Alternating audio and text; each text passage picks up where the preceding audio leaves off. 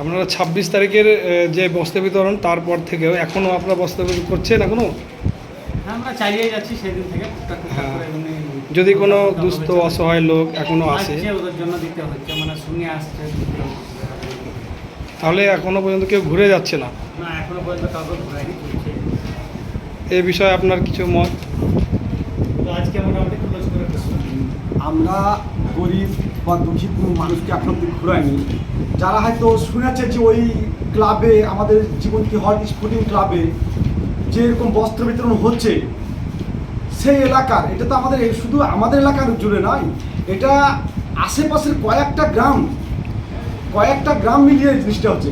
এবার সে দূর দূরান্ত থেকে কোনো গরিব লোক এসে যদি আমাদেরকে এখনও বলে যে এরকম এটা এখন আমাদের একটা শাড়ি দাও বা কোনো আমাদের সামগ্রিক খাদ্য সামগ্রী দাও, তো আমরা চেষ্টা করছি। এখানে হিন্দু মুসলিম কোনো জাতি কিছু দেখা হচ্ছে না? আমাদের এখানে কোনো জাতি ধর্ম বিশেষে আমরা প্রত্যেক লোককে মোটামুটি এবছর প্রায় 300-র কাছে আমরা বস্ত্র বিতরণ, খাদ্য সামগ্রী, অন্ততপক্ষে একদিনের ঈদের বাজার আমরা হাতে তুলে দিয়েছি।